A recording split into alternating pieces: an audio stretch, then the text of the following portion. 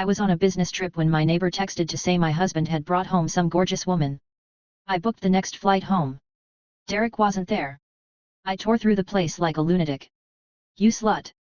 Show yourself! I bent down to check under the bed and found a bloody corpse. Her head had been cut off. Her eyes were wide open, staring right at me. I nearly jumped out of my skin. That's when I heard footsteps. Derek was coming back. 1. The lock clicked. My body jolted. On pure instinct, I scanned the room and dived into the closet. The closet had louvered doors. Through the slats, I could still see that severed head under the bed. She was wearing heavy smoky eye makeup and theatrical contact lenses. At first glance, her eyes looked completely black, bulging like they might pop out of their sockets any second. I clapped a hand over my mouth. My heart thundered so loud I thought it would burst through my ribs. This wasn't happening. I came to catch him cheating, not walk into a crime scene. Why would Derek do this? Did they get into a fight? Derek had a temper, sure. If our server was slow at restaurants, he'd pound the table. Picking fights was practically his hobby. But murder? That's crazy. Did he even think about the consequences? My thoughts raced as Derek stepped into the bedroom. He seemed to be in a great mood, carrying a black trash bag and humming cheerfully. What a beautiful day, everything's going my way. Still humming, he knelt down slowly, set the trash bag beside him, and pulled that head out from under the bed. He cradled the head in his left hand, tapping the woman's nose playfully with his right. You just wouldn't listen, would you? His tone was teasing, like they were old flames bantering. Look at you. So beautiful. I really did like you. I told you to stay put, but you just had to go digging through my stuff. You found my secret. What was I supposed to do? You left me no choice. We had such a good thing going. Hate to see it end like this. As he spoke, he leaned in and smacked 2 loud kisses on the woman's bright red lips. The metallic stench of blood hit me hard. I gagged, clamping my mouth shut tighter. I never knew Derek had this side to him. Kissing a severed head? What the hell? Was he some kind of psychopath? And what secret was he talking about? We'd been married 4 years. I cleaned this house, organized his life.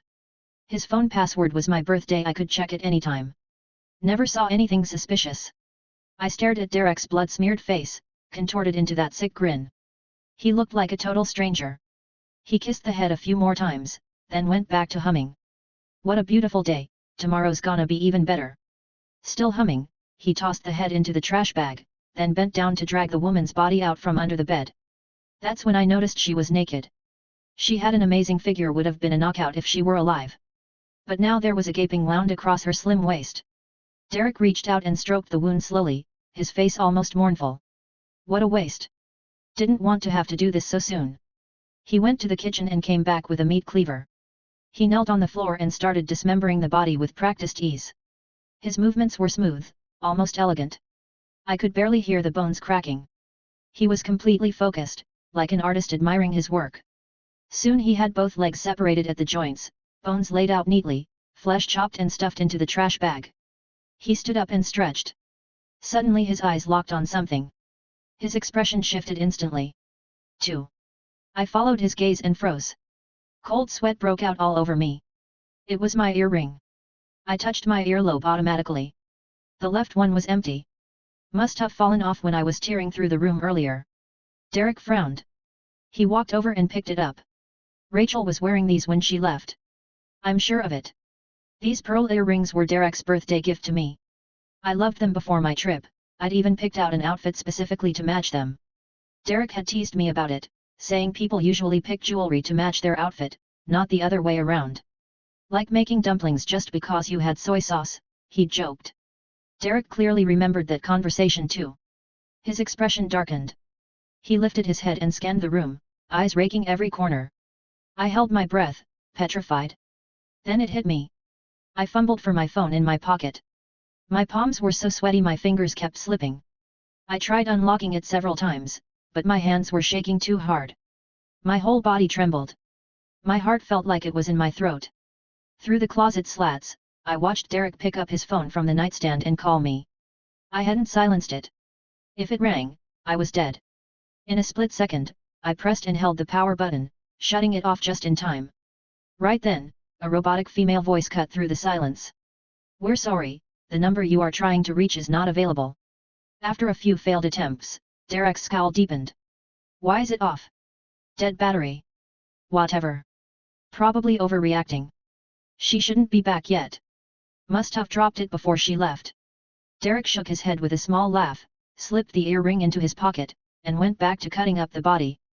About half an hour later, he had all the bones and flesh separated and packed into different large trash bags, which he took to the kitchen. I was still hiding in the closet. My legs had gone completely numb from squatting. I could hear water running in the kitchen. I flexed my numb ankles and carefully cracked the closet door open a fraction. Our apartment had an open floor plan. The small room next to the kitchen had been knocked through to make a dining area, and the kitchen opened right into it. A set of cabinets divided the dining area from the living room. In other words, if I left the bedroom quietly, I could get straight to the front door without Derek seeing me. I had to take this chance to escape. What happened after that? I didn't know, and I didn't care right then. I just needed to get away from Derek, from that monster. 3. I opened the closet door and stood frozen for a few seconds, waiting for feeling to return to my legs. Then I tiptoed forward as silently as possible, inching toward the front door. 1 step, 2 steps, 3 steps. The dark red security door was right there. Derek was still in the kitchen, running water. I reached for the doorknob, my knuckles white from gripping so hard. Suddenly knock knock knock. A loud pounding came from the door.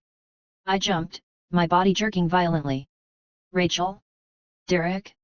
Anyone home? It was our neighbor Karen, her voice loud and excited, like she was bursting with gossip. Almost instantly, the water in the kitchen stopped. My scalp prickled. I yanked my hand back and scanned the room. The living room was wide open, nowhere to hide except behind the big L-shaped couch angled by the door. I dove behind it, curling into a ball, my heart hammering against my ribs. Derek's footsteps approached, passing right by the couch where I hid, heading for the door. Who is it? His voice was totally calm. It's Karen. The voice outside sounded even more eager. Heard noise and thought maybe Rachel was home.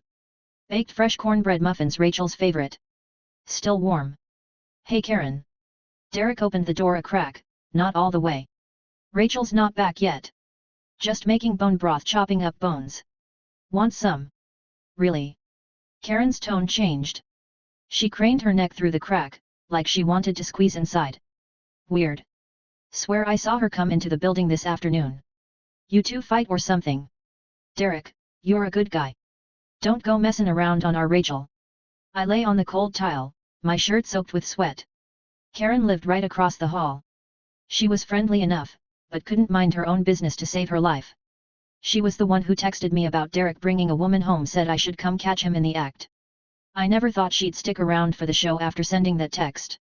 Now she was here, trying to stir up drama. And now she was going to get me killed. Derek's expression shifted when he heard that. What are you talking about? Rachel's not supposed to be back until tomorrow. I bought her train ticket myself. How could she be here today? You must have seen wrong, Karen. Derek's voice still had a smile in it, but there was an edge underneath. He gripped the doorknob, his knuckles whitening slightly. Karen let out an "oh" and lowered her voice, but you could hear the gossip-hungry excitement. Tyler saw her. Said he ran into Rachel at the building entrance half an hour ago. She even said hi. No way he's mistaken. She paused, then her voice went up again, fishing for information. What, she didn't come up? Or did she come in, see something she shouldn't have, you two fought, and she took off? Karen raised her eyebrows meaningfully. Derek, you can't do this. Rachel's such a sweet kid. Her parents treat you like their own son, always bringing you food, buying you stuff, looking out for you. Don't do something stupid. Derek's face turned stone cold. His jaw tightened. After a long silence, he finally spoke, his tone forced. Karen, I have no idea what you're talking about. Rachel really hasn't come back. And there's nothing to hide here. He stepped aside, sounding almost helpless. If you don't believe me, come on in and check for yourself. Karen laughed awkwardly. Listen to you. Of course I believe you. She mumbled something about Rachel probably getting stuck in the lobby. Otherwise, if Rachel had really come back to catch him cheating and found that woman, there'd be screaming by now. No way it'd be this quiet. With that, Karen thrust the plate of cornbread muffins into Derek's hands and forced a smile. Tyler must have been mistaken. You get back to your broth. I'll let myself out.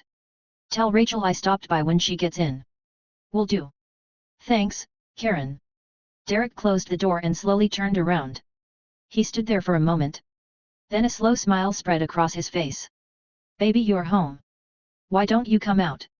Playing hide and seek with your husband. As he spoke, he started walking toward the couch, slow, deliberate steps. Each footstep echoed in my head. I was petrified, my mind going blank. I couldn't move, couldn't think. The footsteps stopped. Derek's voice came from above me, low and cold. Well, well. Found you. 4. My body went rigid. I lifted my head slowly, my neck stiff as a board. Derek crouched down and reached out to brush my hair. Rachel, why didn't you tell me you were coming home early? I let out a blood-curdling scream. Derek moved fast. His hand slid down from my hair to clamp over my mouth. My scream turned into a muffled gurgle. I thrashed wildly, pushing against him with all my strength. Let me go. Let me go. Derek was bigger, stronger, all muscle. I couldn't break free. With my mouth and nose covered, black spots danced in front of my eyes. My chest felt like it would explode from lack of air. My eyes rolled back, and everything went dark. When I came to, I was lying on the couch with a thick blanket over me. Derek poked his head out from the dining room and smiled at me. Hey, sleepyhead. Figured you'd be up soon. You sure can sleep. Come in, breakfast is ready. Spent 3 hours on that bone broth. Smells amazing, right? I sat up so fast I got dizzy, my body rigid with terror. For a second, I wondered if I was already dead. But the warm blanket over me and the cool autumn breeze drifting in from the balcony still damp from the rain reminded me I was alive. I stared at Derek, clutching the blanket tight, my eyes wide with fear. Derek walked over with a white ceramic bowl. Try it. You'll love it. A thick layer of yellowish fat floated on top. A few off-white bones bobbed underneath.